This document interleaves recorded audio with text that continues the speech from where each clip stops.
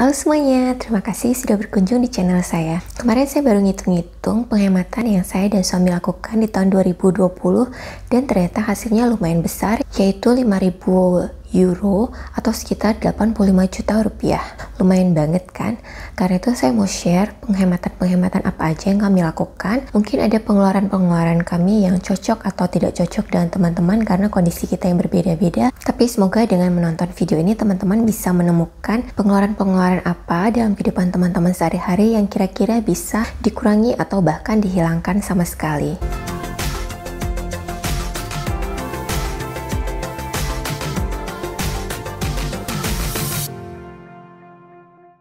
Penghematan yang pertama adalah listrik.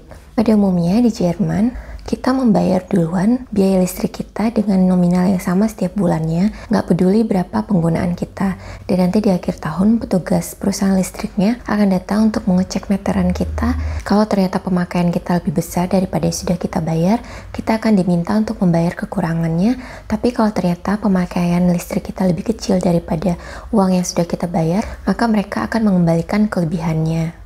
Di tahun 2019 kami mulai melakukan penghematan listrik dan uangnya dikembalikan sebagian di tahun 2020 yaitu sebesar 60 euro atau sekitar 1 juta rupiah.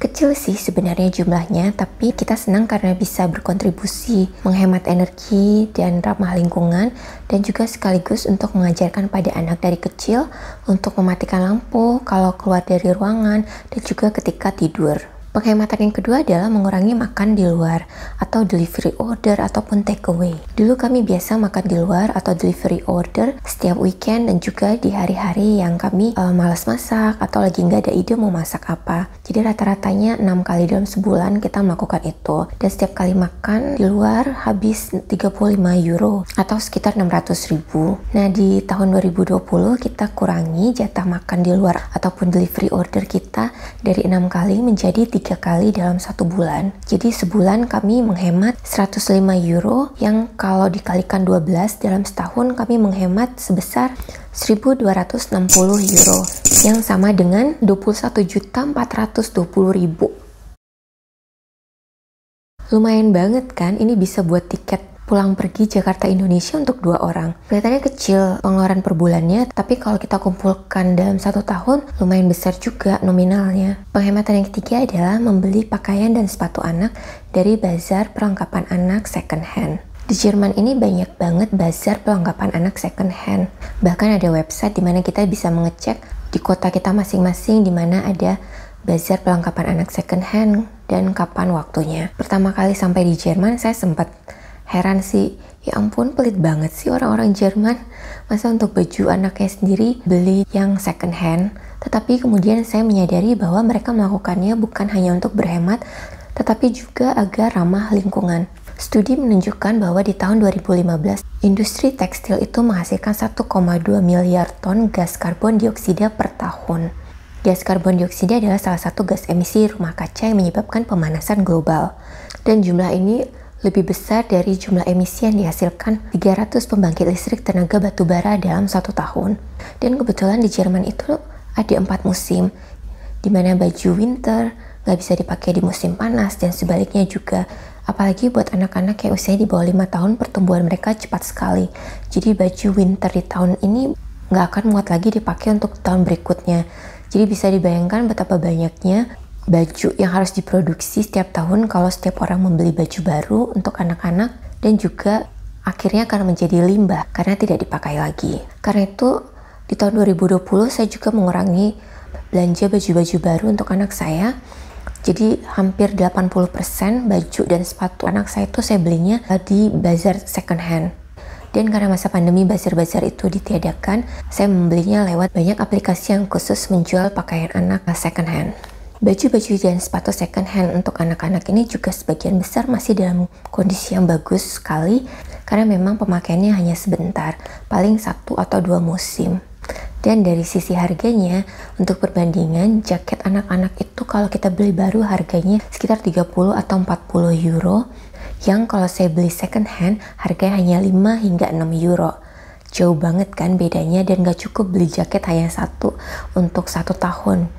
Saya bisa beli sampai 4 atau 5 jaket karena jaket di musim dingin beda ketebalannya dengan jaket untuk di musim gugur.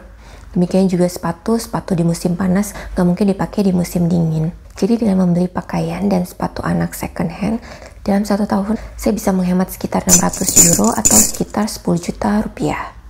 Penghematan yang berikutnya adalah potong rambut di rumah. Sebelum masa pandemi pun saya sudah potong rambut di rumah karena rambut saya ini tebal banget. Jadi ketika saya potong rambut di salon, sebelumnya para petugas salon itu kesulitan sekali untuk memotong rambut saya dan lama karena mereka nggak terbiasa dengan karakter rambut yang seperti rambut saya ini. Jadi saya males aja menghabiskan waktu yang lama untuk potong rambut di salon dan hasilnya juga biasa aja. Akhirnya sekarang suami saya yang motong rambut saya, yang hasilnya juga nggak jauh beda dengan kalau saya potong rambut di salon. Jadi satu kali ke salon tuh harganya bisa 40 euro dan saya biasa potong rambut 2 kali dalam setahun. Jadi dalam setahun saya bisa hemat 80 euro dengan potong rambut di rumah. Penghematan yang berikutnya adalah membeli diaper atau popok anak dan tisu basah lewat Amazon dengan berlangganan atau subscription setiap bulannya. Jadi kalau kita berlangganan di Amazon, setiap bulannya kita diantarkan popok anak dan juga tisu basah dan mendapatkan diskon sebesar 15 hingga 20% per bulannya. Kalau di total dalam 1 tahun kami mendapatkan diskon sebesar 140 euro. Dan penghematan yang terakhir adalah pindah broker saham. Sebelumnya kami berinvestasi saham dengan menggunakan salah satu broker saham yang ada di Jerman. Tetapi di tahun 2020 kami memutuskan untuk pindah ke broker saham yang lain. Karena setelah 1 tahun menggunakan broker saham yang pertama, kami baru menyadari bahwa biaya transaksinya besar sekali.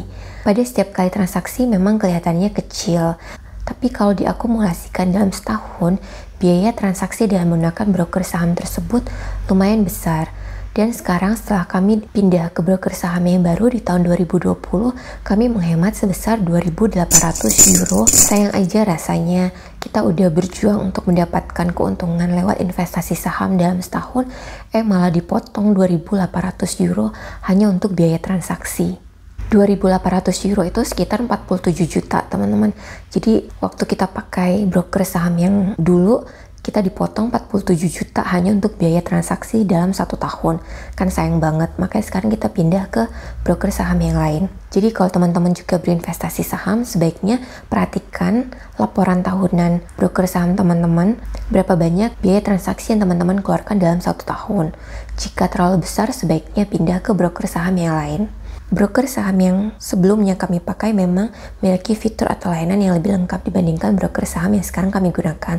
Tapi kami merasa tidak worth it untuk biaya transaksi yang mereka potong setiap tahunnya. Jadi dari seluruh penghematan yang kami lakukan tersebut, kami menghemat sebanyak 5.000 euro atau kalau dikonversi ke dalam rupiah menjadi 85.900.000 rupiah. Lumayan banget kan? Uangnya bisa dipakai untuk hal-hal lain yang lebih berguna. Apakah teman-teman melakukan penghematan yang besar juga di tahun 2020 kemarin?